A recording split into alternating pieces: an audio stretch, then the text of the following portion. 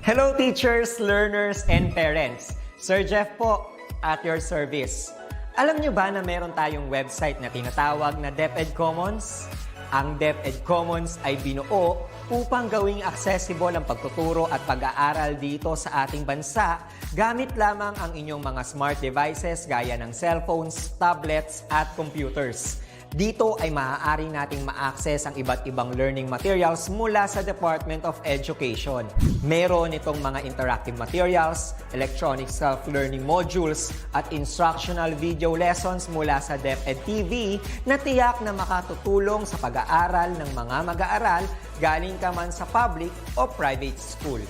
Walang problema dahil welcome ang lahat dito. Para ito sa mga guro, magulang at mga mag-aaral mula sa kinder hanggang grade 12, alternative learning system o ALS, at pati na rin ang special education.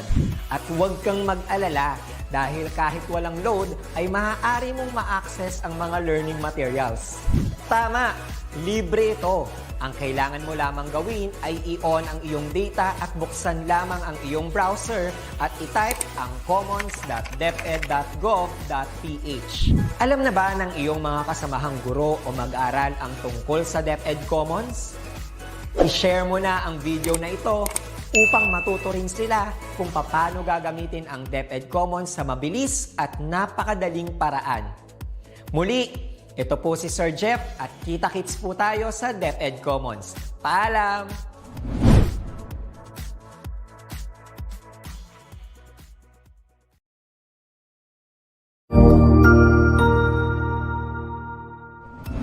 Magandang araw! Sir Wilbur po, at your service.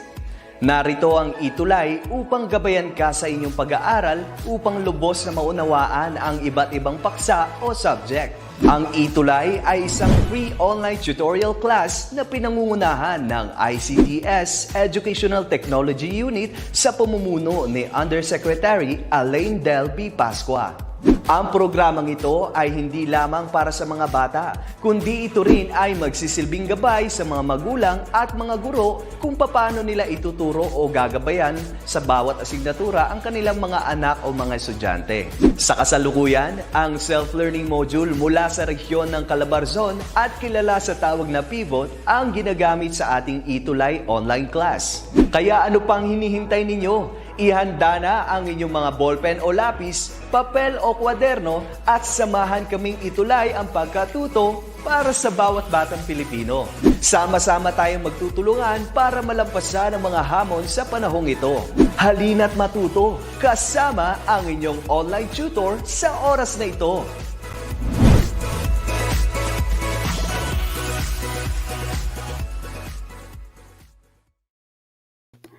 Okay, good afternoon. It's another math venture with Teacher Rev, di ba? So, stats and probability time na naman. So, every Friday, nagkikita-kita tayo at exactly 4:40. So, ngayong araw, we're going to discuss about how we're going to draw conclusion about population mean based on the test statistic value and critical region. So, start na tayo. Yan.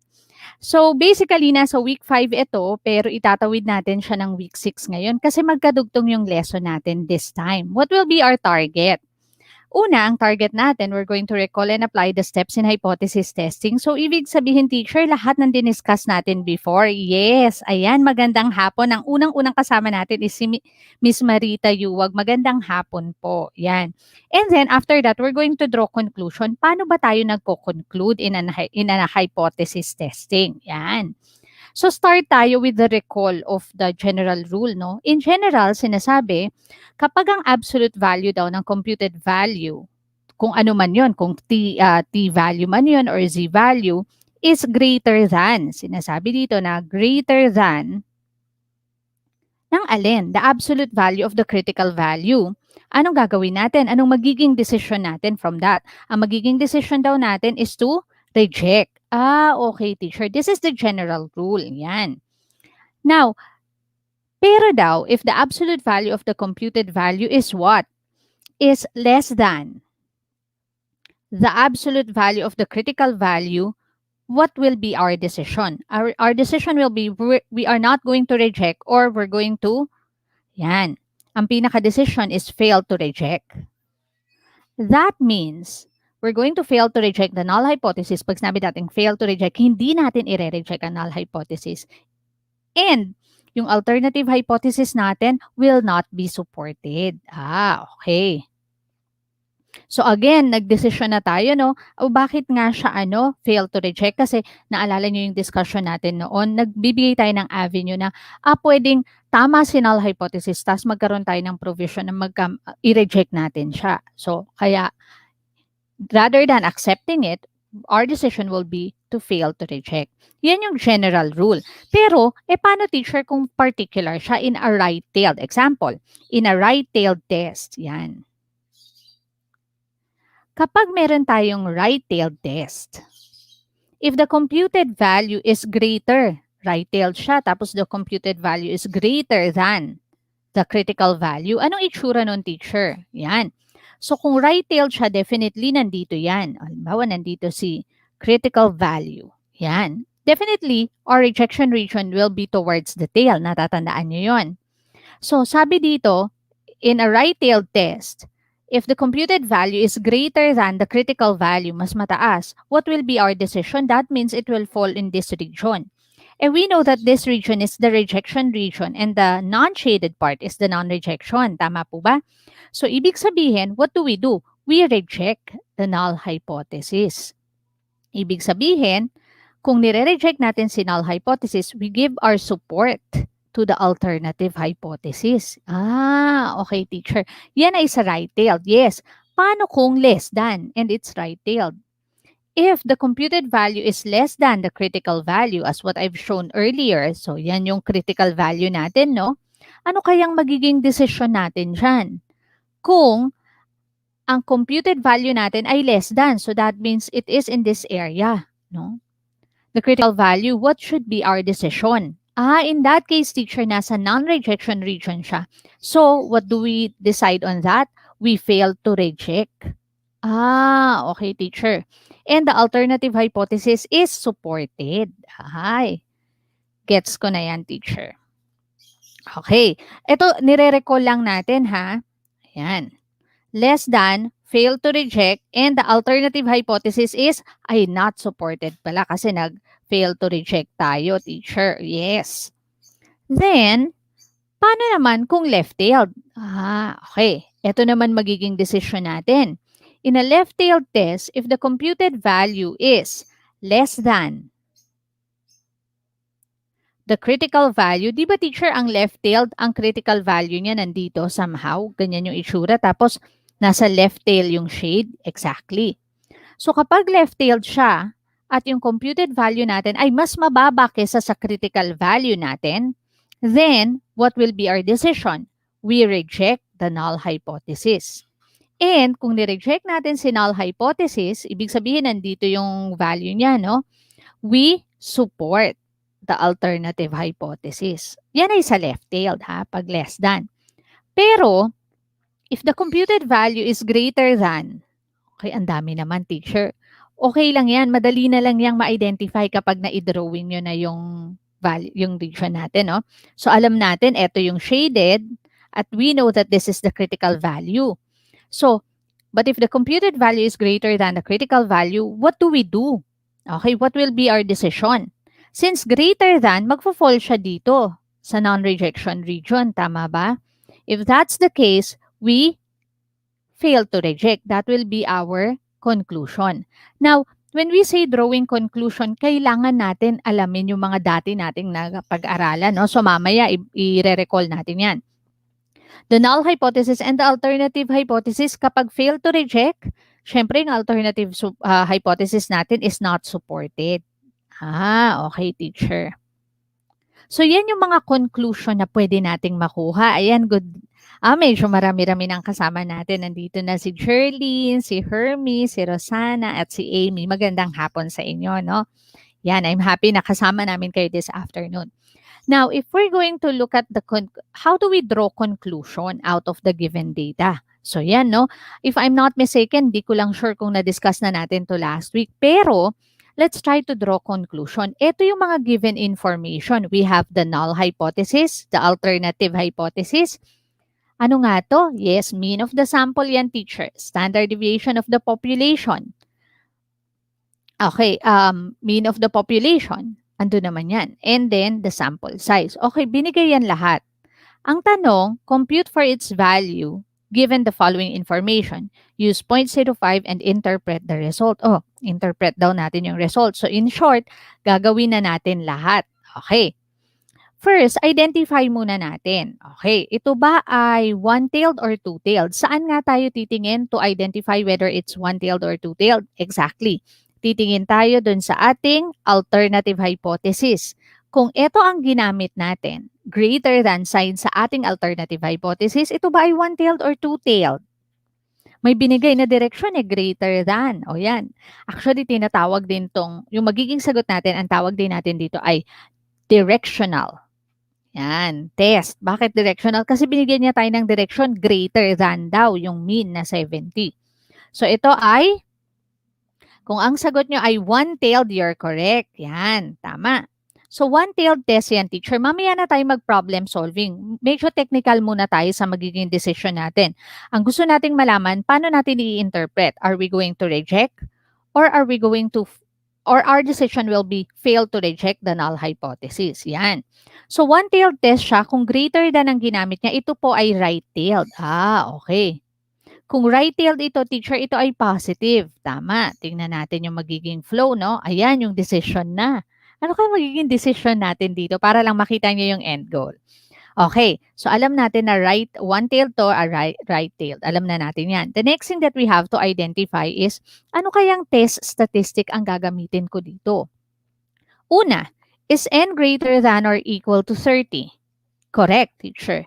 Is the standard deviation of the population given? Yes, teacher, it's 8. Therefore, anong test statistic ang gagamitin ko? Ito yung unang item na importante. Pangalawang item na importante, I have to know what test statistic I will use.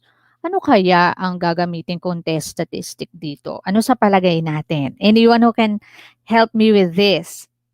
Ayan. So, kung ang sagot nyo ay, yan, kung ang sagot natin, tinitingnan ko kasi, ano kaya tumitingin ako sa gilid, tinitingnan ko kung may response na kayo.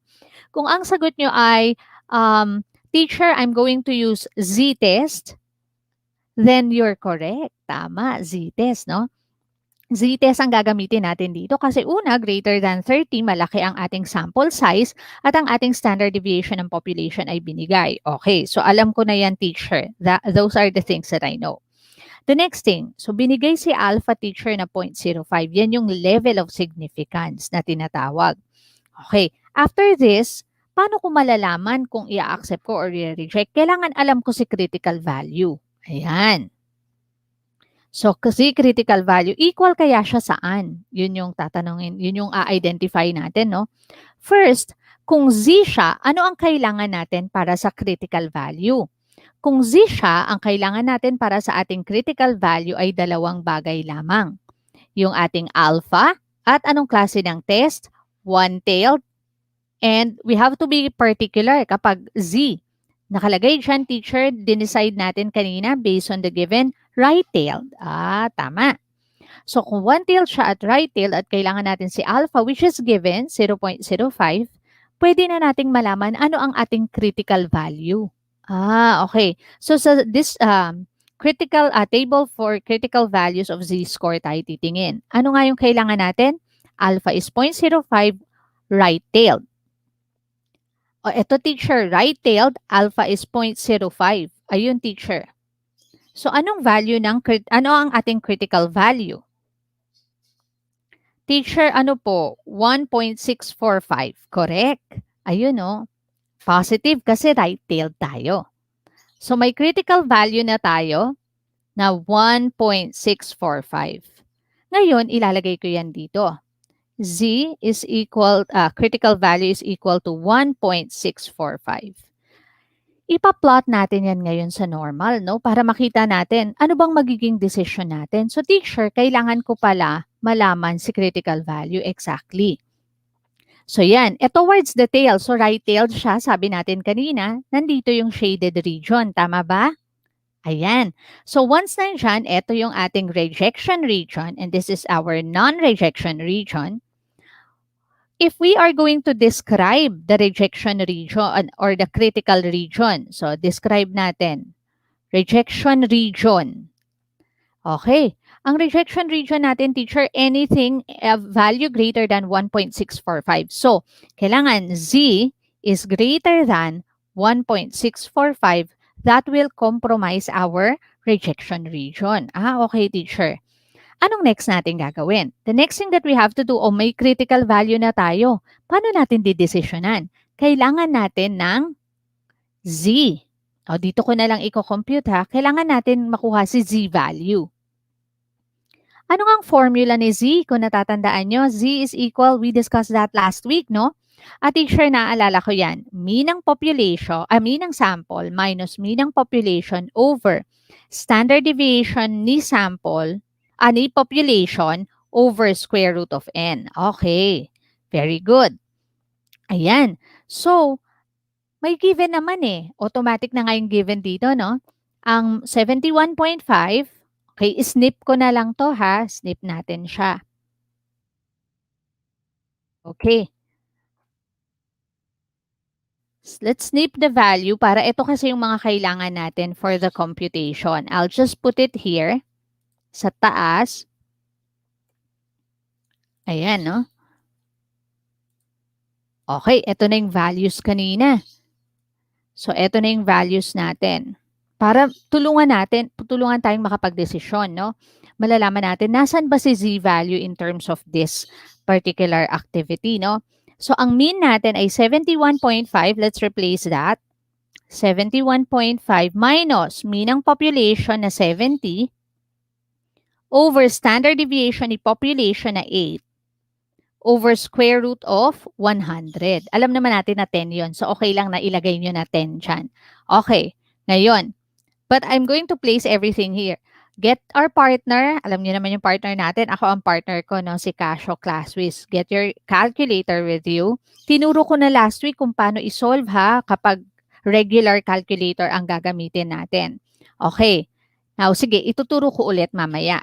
71.5 minus. So, since I'm using scientific calculator, maximize nyo na yung gamit. Naka-natural display yan normally. Tapos, fraction, then 8 over square root of 100. 10 naman yun. So, okay lang yan. Okay.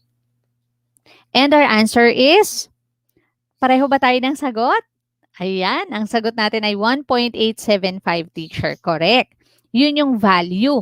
Yun yung tinatawag nating Z value. Ngayon, etong Z value, we have to locate that here. Nasan ba si 1.875, teacher? Si 1.875 ay nandito. Ayan, kumbaga number line to no? Andito si 1.875. Ito ang ating Z value. Samantalang ito naman ang ating critical value. Okay. Nasaang region ang ating Z value? Ito ba ay nasa non-rejection region or nasa rejection region? You can actually answer sa chat natin para mas engaging naman yung discussion natin. Teacher, siya ay nasaan? Teacher, siya ay nasa rejection region.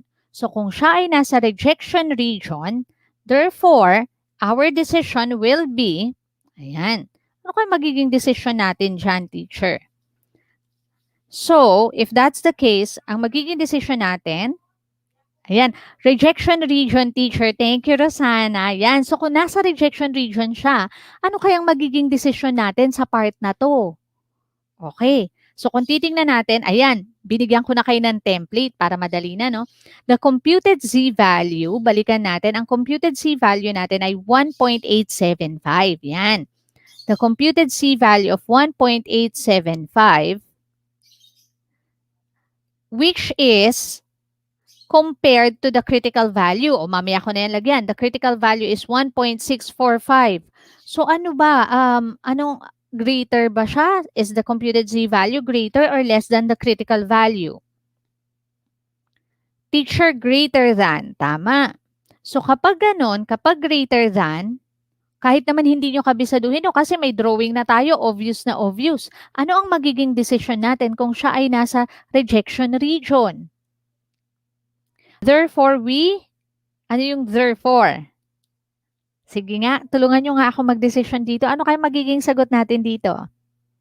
Kung ang sagot nyo, teacher, we reject. Definitely, we reject the null hypothesis and since ni-reject natin, sinusuportahan natin yung alternative hypothesis. We support the alternative hypothesis. Tama ba yung naging sagot ninyo?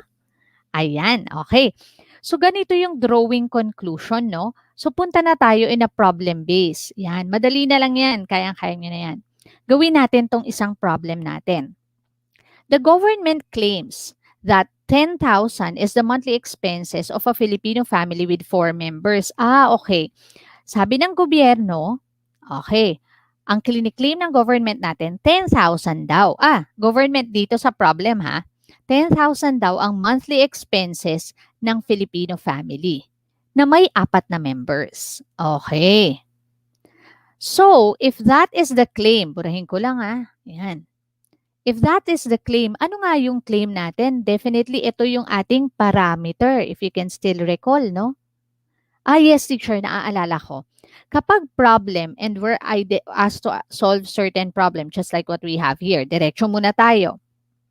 A sample of 26 families has a mean monthly expenses of 10,900. So, yung 26 families daw, nung kinuha yung mean ng expenses nila, it resulted to 10,900. The standard deviation of 1,250. So, etong and the standard deviation of 1,250 ay naka-anchor dun sa 26 families. Anong tanong, teacher? Is there enough evidence to reject the government's claim? Okay.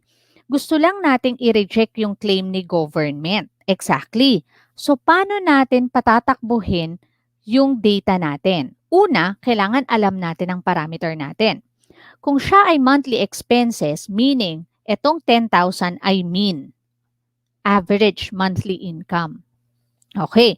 Ngayon, kung ito yung claim, then definitely, ito yung parameter natin. Then, ito yung sa population mean. Gets ko na, teacher. Okay, gets ba? Yan yung population mean natin. Sinabi din dun sa pangalawang sentence, a sample of 26 families. So, yung 26, ano yun? Yan, ano kaya yon? Ito yung ating sample size. Anong letter yung nagre-represent sa sample size, teacher? Ano nga ang letter yon? Exactly. N. Yan. So, N is 26. Has a mean, so yung 26 families na yan, may mean yan na 10,900. So, kinuha yung mean ng monthly expenses nila at ang mean nun ay 10,900. Paano yan, teacher? May population mean na tayo. Since 26 is a sample, therefore, the 10,900 is a mean of the 26 families. Therefore, siya yung sample mean. Gets ba? Tapos, meron siyang tinatawag na standard deviation dito. Ano yung standard deviation na to? Yan yung standard deviation nung 10,900 which is the standard deviation of the sample, 10,900. Okay, teacher, nakukuha ko na. Ngayon, anong gusto nating malaman? Gusto nating malaman, enough ba yung evidence para ma-reject natin yung claim ni government? So, ibig sabihin, gusto nating malaman na enough ba yung evidence para sabihin na 10,000 talaga? Gusto nating malaman kung hindi ba 10,000? Mali ba siya? Hindi 10,000. Kung hindi 10,000, therefore, another statement would be, gusto nating malaman na hindi 10,000 yung mean. Ito ang magsisilbing null and alternative hypothesis natin. Gets ba? Nakita nyo na yung connection, no? So, teacher, i-connect na pala natin to dun sa mga nakaraang discussion natin. Exactly. If you want to draw conclusion, you have to identify alin yung null hypothesis at alin ang alternative. Bakit natin kailangan ng alternative hypothesis? Because we have to know what type of test are we dealing with. Will it be one-tailed or two-tailed? Kailangan natin yun para malaman natin yung critical region. Natatandaan ba natin yun? At saka yung critical value. So kailangan ko talaga, teacher, ma-identify ano yung alternative hypothesis. Exactly. Now, Another thing. So, alam ko, sige, based on the given, ito na yung ano ko, null and alternative. Na-formulate ko na siya. The next thing that I have to do, anong klaseng test siya? Will it be a one-tailed or two-tailed test? Sige nga, tulungan nyo nga ako dito. Anong gagamitin natin? Titingnan natin, teacher, yung ginamit na symbol sa alternative hypothesis exactly.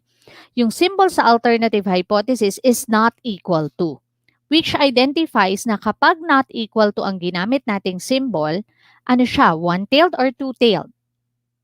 Sige nga, tulungan nyo nga ako dito. Ano kayang sagot natin dito? Kapag not equal to, ito ay two-tailed. Oh, naalala ko na, teacher, kasi hindi naman sinabing greater than or less than. Sinabi, tama ba na 10,000? Or baka naman hindi. Yan. So kung hindi, pwedeng mataas, pwedeng mababa. Pero ang concern lang natin is, enough ba yung evidence na para sabihin natin tama? Hindi natin i-reject 10,000 nga. So yun. So ito ay two-tailed, no? Kailangan natin yun malaman. After natin malaman na two-tailed siya, so ito yung mga importanteng bagay, no? Para makapag-draw tayo ng conclusion, whether to reject or fail to reject the null hypothesis. Next, teacher. After that, so alam natin na two-tailed na. The next thing that we have to identify, anong test statistic ang gagamitin ko? So magpo-perform ako ng checklist na ginawa natin last week. Is n greater than or equal to 30? No, teacher. Kasi ang n ay 26. Okay. Gets ko na, teacher. Is the standard deviation of the population given?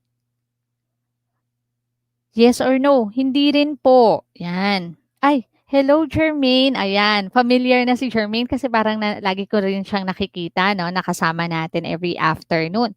So, hindi rin, teacher. Hindi rin siya binigay. So, kung parehong hindi binigay, anong test statistic ang gagamitin ko? Teacher, t-test. Tama. I'm going to use t-test in this problem. Why? Kasi nga, mababa sa 30 ang ating ating sample size at hindi rin binigay si standard deviation ni population. So, hindi ko magagamit si central limit theorem to support the claim. Now, so kung t-test ang gagamitin ko, ito yung table na gagamitin ko. Anong importanteng alam ko? Recall natin, kanina z-test, no? Dalawang bagay lang, alpha at anong klase ng test. Kapag t-test, ang importante tatlong bagay. Ano-ano yun, teacher? The three important things that you have to identify when you're going to use t-test is, first, yung alpha. Binigay ba si alpha, teacher? Parang hindi natin ayun, nandun siya, teacher, 2.5%. Exactly. Binigay siya na 2.5%. So, ang alpha natin, kung 2.5%, isusulat natin siya as decimal. Paano natin siya isusulat? 0.025. Okay. The next thing, teacher, ano pa? Ano pa yung bagay na alam na natin? Alam natin na two-tailed siya. Okay. So, let's take note of that. Importante yan sa table. Ano pa, teacher? Isa pang bagay na importante is yung nasa yung degrees of freedom. Paano nga yun kino-compute? N-1. So, ano bang N natin, teacher? 26 ang N.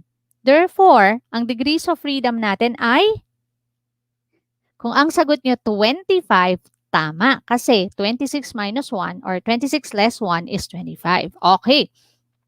So, kung ito yung t-distribution, para draw tayo ng conclusion out of the given problem, whether we're going to reject or fail to reject the null hypothesis, the first thing that we have to identify is ano yung critical value ng t-distribution. So, kailangan natin i-locate si 25. I'll make it bigger para mas madali nating makuha to.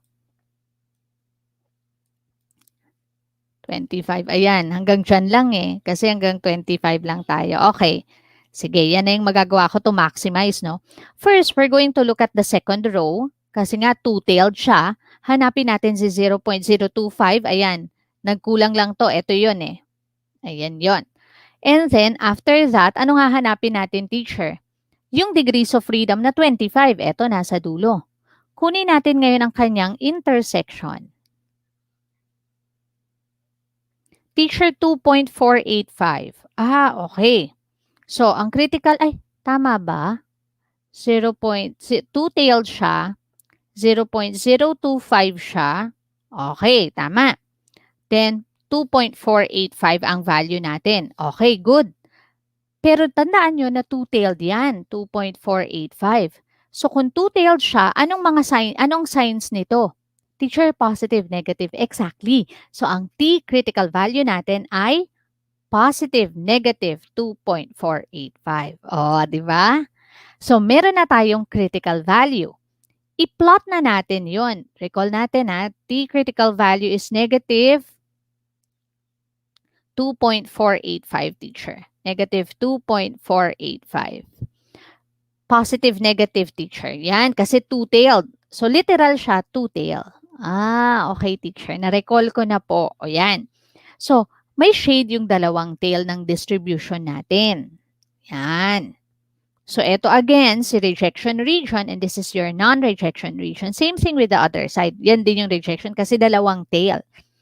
So, ito ay negative 2.485. Ito naman ay positive 2.485. Okay, teacher, gets ko na. Now, we have this value. The next thing that we have to identify is, ano yung ating critical rejection region or critical region? Ayan, baka kasi, sa ibang libro, mabasa nyo na critical region yung hinahanap, no? Ang critical region is also the rejection region. Okay, ngayon, paano natin i-describe? Teacher, dalawa. Lalagyan natin ng or for the union. So, the T is less than negative 2.485 or ang T ay greater than 2.485. Ito yon, greater than 2.485. Ito naman yung less than negative 2.485. Kapag nandyan yung t-value na makukuha natin, ibig sabihin, yan yung ating rejection region, i-reject natin ang null hypothesis. Ngayon, solve na natin yung t-value. Ano bang kailangan natin? Pareho lang, kaya lang since walang standard deviation ni population, standard deviation ni sample ang gagamitin natin. Square root of n. O balikan natin yung values. Teacher, ang mean, ayan, 10,900. Ito ang kailangan natin. Yan, yung mean na 10,000, mean ng population, mean ng sample na 10,900, yung n na 26, at yung standard deviation. Teacher, yung standard deviation ay 1,000. Ay, okay, mali pa to, no? Iayos natin. Okay, ito ay 1,250. Saan yun galing, teacher? Ayun, standard deviation of 1,250. Yan. So, isa-substitute lang natin siya dito. O, palit na natin yung values, di ba? Ang mean niya ay 10,900. Kung nare-recall nyo, ang mean ng population natin ay 10,000 over ang standard deviation ng sample natin ay 1,250 over yung sample natin na square root of 26. O solve na natin ha. Okay, ngayon, ipapakita ko naman kung regular calculator ang gamit nyo, first, kunin nyo muna yung square root of 26 to 4 decimal places. Okay, square root of 26. Kapag regular calcu, ang magiging value niyan ay 5.0990, teacher, 4 decimal places. Round off. Then, okay, ang gagawin natin yung numerator, ilalagay natin sa parenthesis. 10,900 minus 10,000. Ayan. Divided by, i-divide natin siya dun sa denominator. Ano yung denominator natin? 1,250 divided by, pero naka-parenthesis yung denominator din natin para indicated na you have to solve the numerator first. Solve the denominator before dividing the two values, no? The numerator and the denominator of the fraction. Ano ba yung square root ni 26? 5.0990. 5.0990. May sagot na ba sila? Ayan, tignan natin kung tama yung sagot, no? And our answer is 3.6713, teacher. O, kahit 3 decimal places na lang. Sige. 3.671, teacher. Okay. Kasi 3 decimal places yung ating critical value. So, ito yung t value natin. I-locate natin siya dito sa normal sa distribution natin, no? Sa t distribution. If we are going to locate that, it's here, teacher. Yan, nandito po si 3.671. Ito yung t-value na tinatawag. Oh, paano yan kung nandyan? Anong magiging decision natin? Tulungan nyo nga ako dito. The absolute value of the computed t-value is blank. Ano nga yung absolute value? Pwede namang hindi absolute value yung gamitin nyo, no? Pwede namang hindi. Sinasabi dito na yung absolute value daw is greater than the absolute value of the critical t-value at 0.025.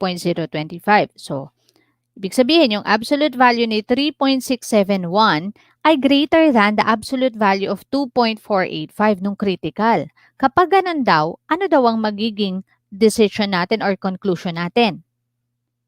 Teacher, obviously, based dito, we're going to, ano po ba, i-reject ba natin or if we fail to reject natin? Ano sa palagay nila? Since nasa rejection region siya, teacher, therefore, our decision would be, we reject the null hypothesis. Teacher, yun pala yun. Yes, yun yung decision. Ayan, tama si Heidi. Thank you, Heidi, no? Very good. Reject the null hypothesis. Therefore, anong pwede nating maging conclusion? Ito yung decision natin based dun sa values na nakuha natin. Pero anong conclusion natin based sa graph? We can conclude that there is enough evidence. So, there is enough evidence to what?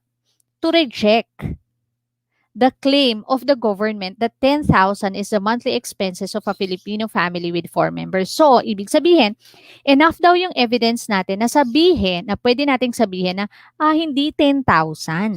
Yan, enough yung evidence natin na i-reject yung claim ng government na 10,000.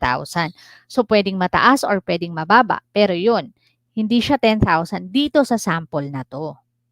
Gets ba? Yun ang maging ko. Actually, tinawid na natin to on our next discussion, which is all about solving. Sige. I-direction na natin, no? Yan.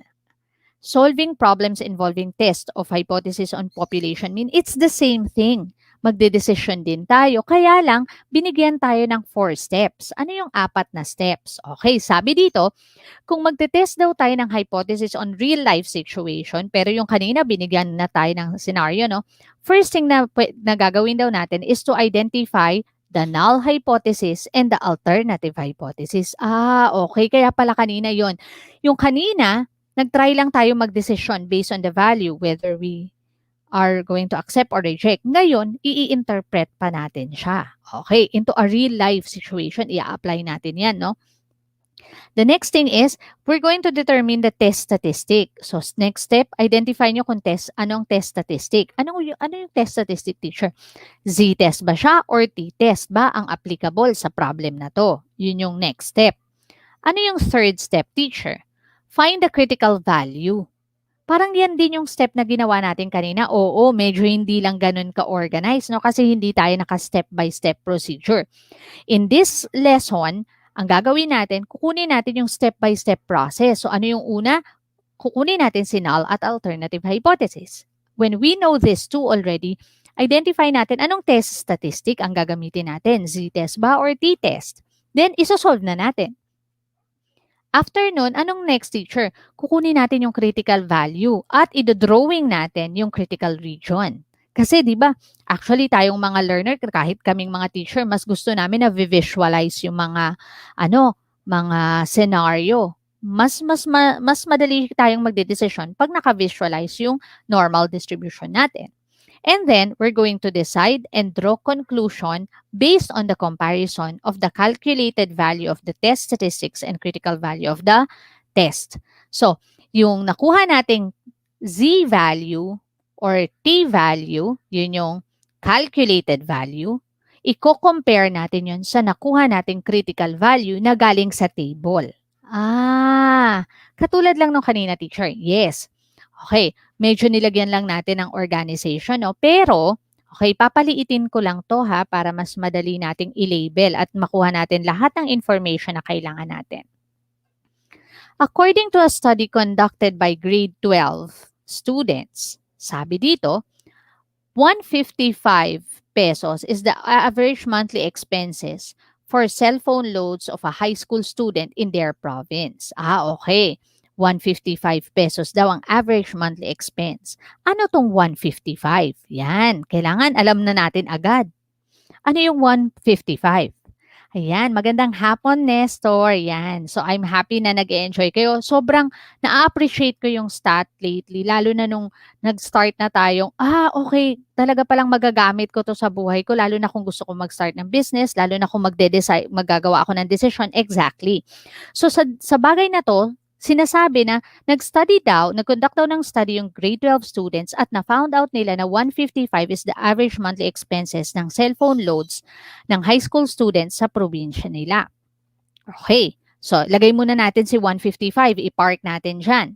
As statistics students claim that this amount has increased since January of this year.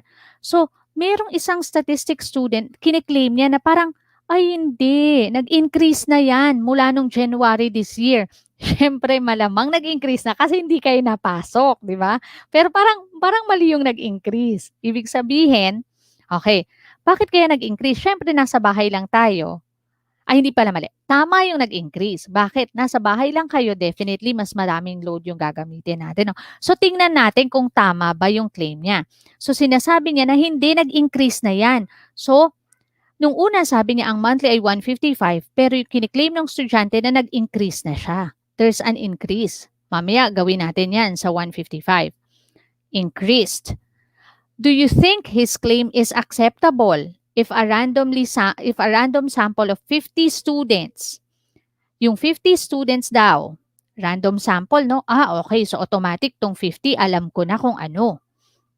Has an average monthly expenses. May average monthly expenses daw na 165. So, ano yung 165? Average teacher expenses. Okay, medyo ang dami na teacher. Sige, mamaya babalikan natin yan. For cellphone loads, using 5% level of significance, assume that a population standard deviation, binigay si population standard deviation, lagay ko na agad, sigma is equal to 52. Tanong, alin dyan yung mu? Yung parameter ko na mu, yung average monthly expenses. Dalawa yung average na binanggit, si 155 at 165. Pero si 165 ay average ng 50 na estudyante. Therefore, ano si 155? Si 155 ay ang ating parameter, teacher. Exactly. So, ito yung mean ng population. Gets ko na, teacher. So, yan yung mean ng population ko. Ngayon, next question. Ano yung 50 students? Sample. Therefore, the 50 students is the sample size. Na ang mean nitong sample na to ay 165. So, yung 165 ay mean ng sample. Bilis ni Heidi Ayan, may binanggit na si Heidi. Mean ng population 155. Sample mean teacher 165. Lalagay ko na lang yun because tama si Heidi. Yan. And standard deviation is 52. N is 50. Ngayon, ano tong isa, teacher? Sinasabi dito, ano bang gustong malaman ng statistics student? Ano bang kiniklaim niya? Claim niya na nag-increase na daw yan. So, kiniklaim niya na yung mean ay nag-increase na by 155. From 155, I mean. Okay, teacher. So, yung mean na 155 ay nag-increase na. Yun yung kiniklaim nung statistics student.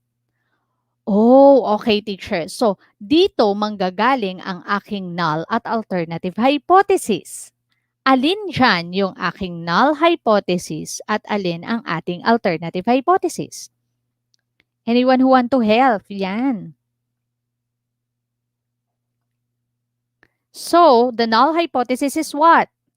Tama. If your answer is that, teacher, ang null hypothesis yung equal. Siyempre, dahil laging ko magamit ng equal sign si null hypothesis, di ba? So, walang change. Now, si alternative hypothesis is yung claim ng statistics student na nag-increase na. So, nagbago na. Nag-increase na daw to 155. Then, that's the first step. Identify the null and alternative hypothesis. Wow! Naka-first step na tayo. Second step. Determine the test statistic, then compute its value. Okay, balikan ko to. Snip ko na tong value natin, no? Okay. Wait lang Snip na natin para mas makatulong sa computation natin sa step 2. Okay, yan. Paste. Ayan, okay. If we're going to look at this value, yan, 155 yung mean, no? So, determine the test statistic. Paano ba natin i-determine ang test statistic? First, we have to go through the checklist. Is n greater than or equal to 30? 50 siya, teacher. Yes, teacher. Is the standard deviation of population given? Yes, teacher. So, what test statistic are we going to use? Naaalala nyo pa ba yun? Anong test statistic ang gagamitin natin? Okay, kung ang sagot nyo ay z-test, then you're correct. We're going to use z-test in this case. Okay, so gamitin na natin. Nandiyan naman na yung lahat ng information na kailangan natin, no? In the one that we snipped earlier, no? So, the z value is equal to the mean of the sample minus mean of the population over standard deviation of the population over square root of n. Yan. O, nagsagot ulit si Heidi. Tama na naman. Parang mapaperfect ni Heidi ang activity natin, ang solutions natin. Okay, ang mean natin ay 165 minus ang mean ng population is yung nasa null hypothesis, which is 155 over the standard deviation is 52 and then square root ng sample size is 50. Yan. Again medyo mas mahaba lang yung proseso pag hindi scientific calculator ang gamit nyo. Kaya lagi ako may calcu sa bag. Para pag may teacher, pwede bang paturo? O yan, dala ko yung calcu ko sa bag ko, no? Okay, let's start. 165, although alam na natin yung value, no? Pero sige, ikikiin ko lang para lang makita nyo paano natin nakuha yung sagot. Napansin nyo na seldom ako nag-step by step na parang ano mo na yung 165 minus 155 kasi may radical tayo sa baba. Kung hindi siya perfect square number, magra-round off tayo, mas malaki yung chance na medyo yung approximate value ng z natin, may slight difference on the value kapag hindi natin siya pag nag-round off tayo ng nag-round off, di ba? Kasi laging may decimal. So, lagi nating i-round off siya. So, I'd rather have yung pre-nakasagot na. Kasi alam ko naman, alam nyo kung paano siya nabuo, no? So, okay lang yan. So, the final answer is, anyone who can give me the answer? Kung ang sagot nyo ay, ayan, natural display yan. So, decimal form natin, z is equal to 1.3598, teacher. Okay. O pwede namang 6, no? Yan, 60. Yan, pwede rin yon. So, 1.3598. 4 decimal places. Pag ginawa nating 3 decimal places siya, 1.360. Yan, baka kasi malito yung iba, no? 3 decimal na lang. Okay. 1.360, teacher. Yeah, okay. Okay lang yan. May 0.1 difference. Kapag nag-round off kasi kayo, medyo may 0.001 difference yan. Okay lang yon. Hindi naman siya ganun kalaki yung difference dun sa magiging decision natin. So, may z value na tayo. Check na yan. Step 2, done. Okay. Step 3, find the critical value and draw the critical region. Use the z critical value table. Since z-test ang gagamitin natin, z critical value yung gagamitin natin, no? So, kunin natin to. Alam natin na z-table ang gagamitin natin.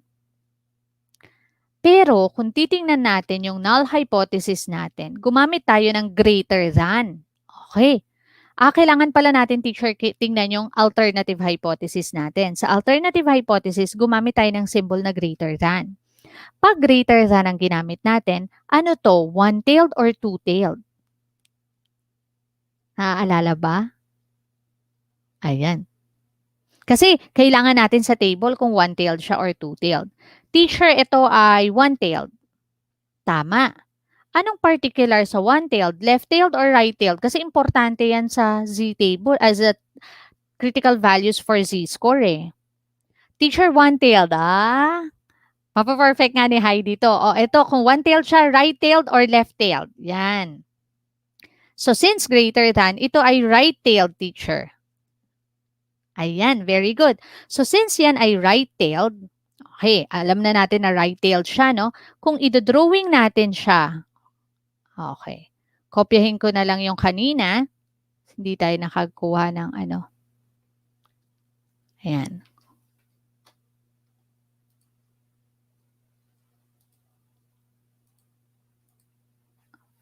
Ay, wait lang. Ayan. Lagay natin dito. Papaliitin ko lang. Ayan, para marami tayong space. So, if that is right-tailed, andito siya. Pwede nyo nang i-drawing actually. Pwede nyo nang i-sketch, no? Sketch lang naman yan. Alam natin na nandito yung tail natin. So, one-tailed siya, right-tailed. Babalik tayo sa problem. Anong alpha natin? 5% level of significance. Therefore, ang alpha natin ay 0.05. Yan yung dalawang bagay na importanteng alam nyo kapag Z-test ang ginamit natin para mahanap critical value. Okay. Sige, teacher. Alam ko na, 0.05, right-tailed. Hanapin na natin. 0.05, right-tailed. At ang critical value natin ay ano?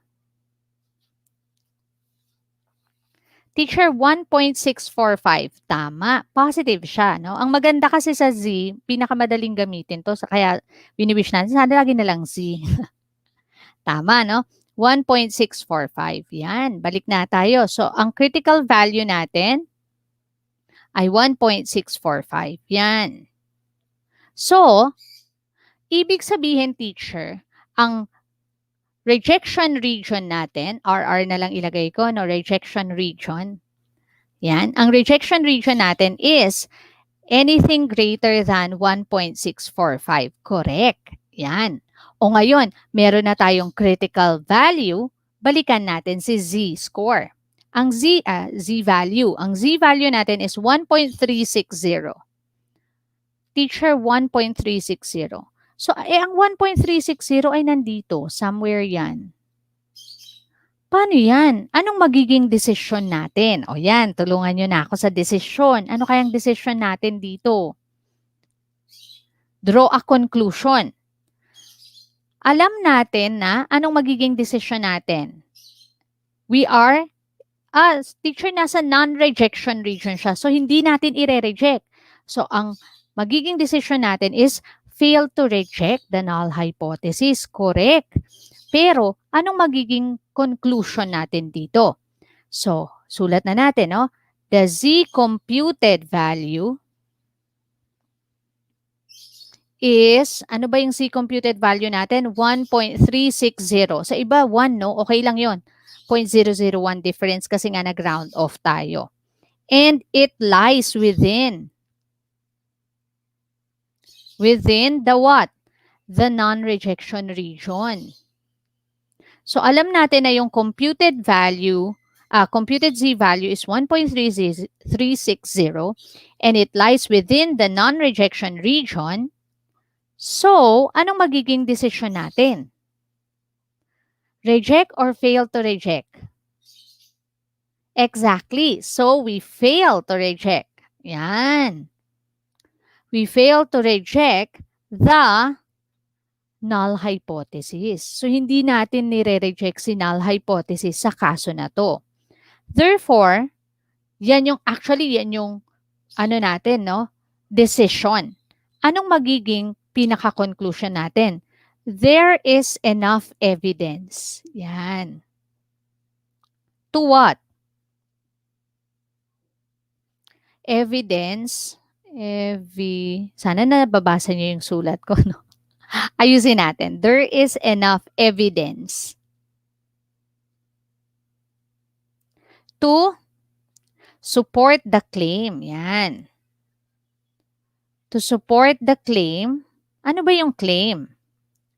That the average monthly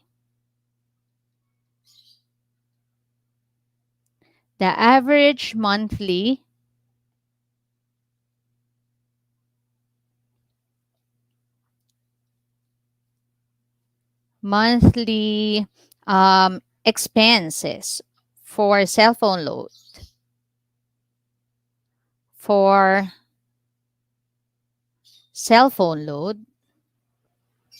is how much?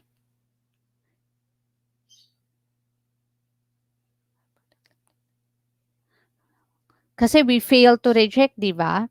So, hindi natin ni-reject is 155. at 0.05 level of significance.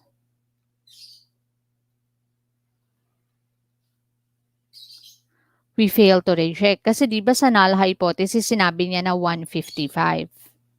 Pero si statistics student, kiniklaim niya na hindi. Mas mataas sa null, mas greater pa daw doon, nag-increase na daw. Eh, hindi natin yun pwedeng suportahan. Bakit? Kahit napapansin natin, ay napapansin ko talagang nag-increase yung trend. Pero based dun sa na-solve nating value, hindi siya nag-fall under the rejection region. Nag-fall siya under the non-rejection region. So, we fail to reject. So, there is enough evidence to support. Pwede nyo rin naman, pwede ba teacher balik ta rin? Pwede din. There is not enough, pwede rin nating sabihin, no? There is not enough evidence to support the claim that the average monthly monthly expense for cell phone loads is greater than or is more than. Yan. Pwede rin yan, Pwede rin. More than 155. Ibig sabihin, walang enough evidence para ma-claim natin na tama yung para suportahan natin yung claim ni statistics student na more than 155 yung ating expense sa cellphone dun sa province. O, gets ba? Grabe, no? Isang, parang nakailang problems lang tayo, teacher, tas 133 na. Oo nga, Pero, okay lang ba na mag-isa pa tayong problem? Ayan. Kung mag-iisa pa tayong problem, eto na siya, no? Tingnan natin, mabilisan lang. Okay lang ba? Ayan, sinasabi na ang blood glucose level for obese teenagers have a mean of 120. So, eto yung claim. Therefore, eto yung ating population. Yan. A researcher thinks that a diet high in raw cornstarch will have a positive or negative effect on blood glucose level. So, may effect. Pwedeng positive or negative. Therefore, ano yung mean natin? Ang magiging mean natin dito ay not equal to 120. Kasi may positive or negative effect Yan. So, gets ko na yan, teacher, kung paano. So, yan yung ating magiging null and alternative hypothesis. Na dito, sinasabi niya, ang mean daw ay 120 pero pwede raw magkaroon ng positive or negative effect. Yan. Ang mean daw, wait lang. Kulang siya, teacher. Wala yung symbol ni mu. Yes. Nagmamadali kasi si teacher. Chill lang tayo. Or, pwede rin naman daw ang mean ay hindi equal sa 120. Yan. Tingnan natin kung paano natin nalaman yon. Yan. A researcher thinks that a diet will have a positive or negative effect on blood glucose level. A sample mean of 25 patients who have tried the raw cornstarch diet. Ayan, yung mga nagda-diet, no? Siyempre, kaming mga teachers, nagda-diet kami ngayon. At I know there are also some students, but you have to be careful kasi nga may positive or negative effect yan. Has a mean glucose level of 135 with a standard deviation of 38. Test the hypothesis as 0.10 that the raw cornstarch had an effect. So, hindi natin alam kung ano yung effect, may it be positive or negative. Ibig sabihin, hindi lang 120. Okay. So, equal sa 120, kapag may effect, hindi siya equal sa 120, may pagbabago. Pwedeng tumaas, pwedeng bumaba. Hindi sinabi hindi naman alam kung greater than or less than or kung positive yung effect or negative, no? So, ito yung magiging null at alternative hypothesis natin. Okay, ngayon, determine the test statistic. Para sa test statistic, kailangan nating malaman is n greater than or equal to 30 or is the standard deviation of the population given. Ngayon, babalikan natin to. Balikan natin yung problem, teacher. Mean is 120. Yung sample size ay 25 kasi a sample of 25 patients who have tried raw diet has a mean glucose level of 135. So, mean na naman siya. Pero siya yung mean nung sample. 25, teacher. Diet has a mean glucose and a standard deviation of 38. So, standard deviation siya ng sample 38.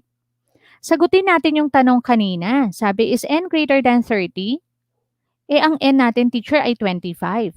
No, teacher. No. Isnip ko na lang ulit para mabilis tayo, no? Yan. Snip natin.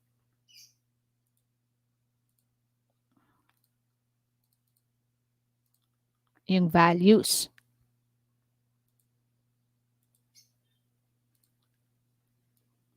Ayan. Okay, para madali.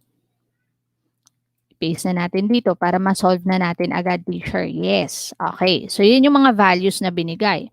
The first thing that we have to identify is, okay, ngayon, ay, baliktad yung ballpen ni teacher. Okay.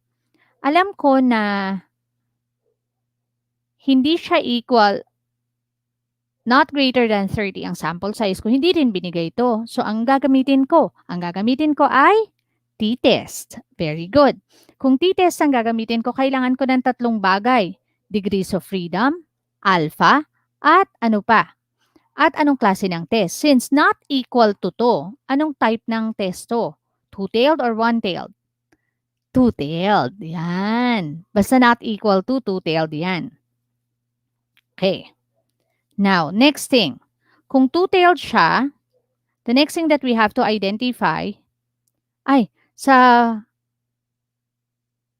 bago natin identify yan, sa step 3 pala to. Yan. Mamaya, i-identify na rin natin. Ano yung alpha niya? 0.10, teacher. Okay, 0.10. Ang n ko, teacher, ay 25. So, ang degrees of freedom ko ay less 1. So, that's 24. Okay, mamaya ko kakailanganin yan sa step 3.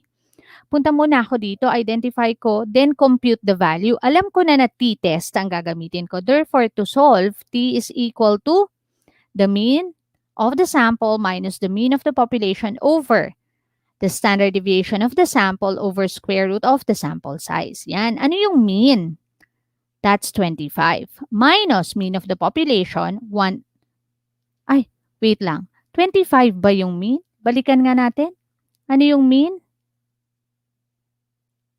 135. Lagi ako nagkakamali dyan sa mean na yan.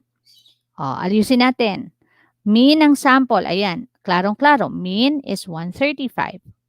Let's use blue. Ayan. No? 135.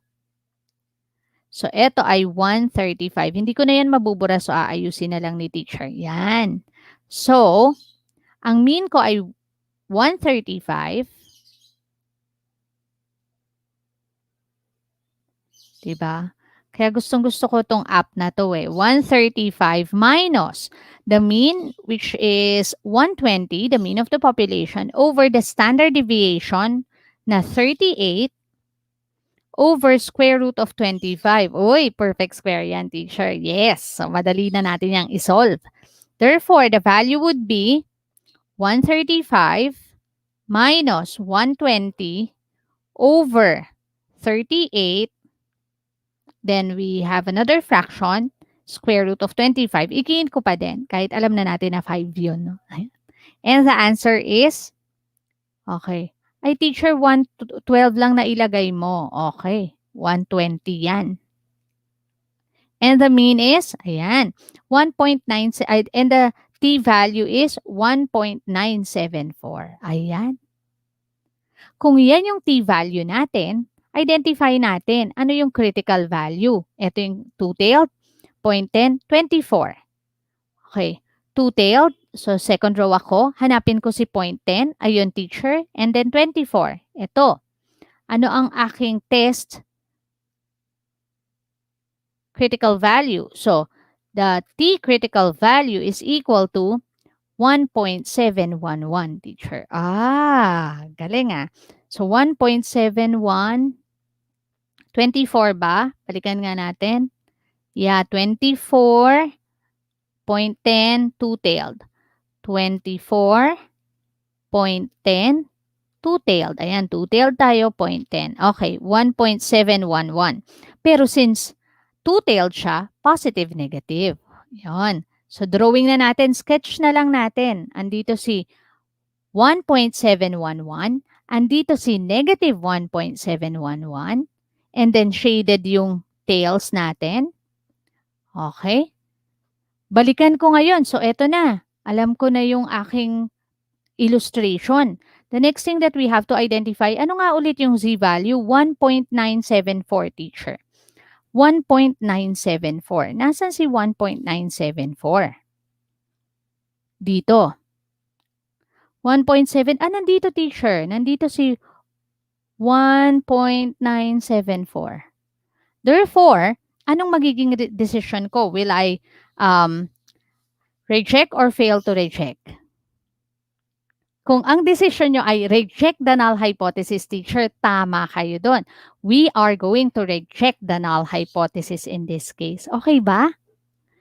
So, ayan, that's it, no? Sobrang extend na tayo. Thank you so much for listening. Sana naintindihan nyo kasi next week, proportion na tayo. So, we're going to leave this. So, kung nireject natin yung claim, ibig sabihin, we support the null hypothesis. Therefore, sinasabi niya na meron daw epekto. Now, if the effect is positive or negative, hindi natin alam. Pero sabi, kapag nag-undergo ka raw ng high in raw cornstarch diet, yan, meron daw itong effect sa ating blood glucose level. Yan, hindi lang basta 120, pwedeng mas mataas or mas mababa. Maaapektuhan siya, bababa siya or tataas siya. So I hope you understand everything, no, on how we're going to go through about this. Medyo naging matagal ang discussion natin dito sa part na to, pero I hope everything is clear on this. Thank you so much for listening. Yan. So magandang hapon sa inyong lahat. No, thank you. And I really enjoyed our discussion on this part. Yan. Sana nag-enjoy din kayo. Nag-enjoy po ba? Yan. So, if everything is clear, I'll see you again next week. Pero next week, exciting din ang discussion natin because next week, we're going to talk about proportion. Yan. Proportion tayo next week, teacher. Yes. Paano naman natin i-formulate yung null hypothesis and alternative hypothesis kapag proportion ang pinag-uusapan natin, no? Yun naman yung next. Next week yan. So, kuha na ba? Kayang-kaya nyo na bang mag-solve ngayon? Confident na ba kayo? I hope everyone's confident, no? Yan. Thank you so much for listening. Sobrang nag-enjoy ako. Ayan. Thank you kay Erica, kay Heidi. Yan. Napaka-active ni Heidi today, no? And kay Miss Ethel, Nestor. Yan. Thank you so much. And I hope you enjoyed learning statistics. Sobrang exciting pa. Marami pa tayong pag-aaralan about stat. We have 2 weeks to go. Thank you and goodbye, everyone. I hope we're going to see each other again next week. Malapit na, 2 weeks na lang, malapit na yung bakasyon, no? So, yan. Sobrang nag-enjoy ako in discussing this with you. If you have questions, you can actually ask, no, anytime. Naman. Through our chat box, ganyan. So with that, thank you so much. Bye. I'll see you next week. God bless. Enjoy your weekend and be a blessing to other people. Share what you learned in ETUlay to your classmates and to your colleagues. Have a great weekend, everyone. God bless.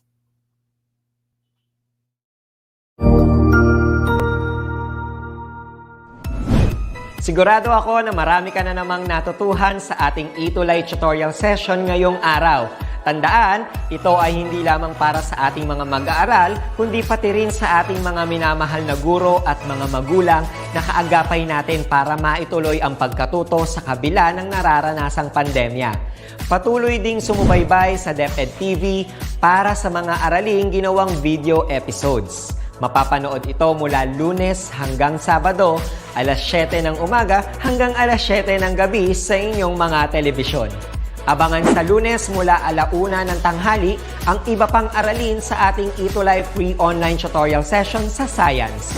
I-like and subscribe at manatiling nakasubaybay sa ating ETUlay tutorial session sa DepEd Edtech Unit FB page at Educational Technology Unit channel sa YouTube at sa DepEd Tayo at DepEd Philippines social media accounts. Paalam!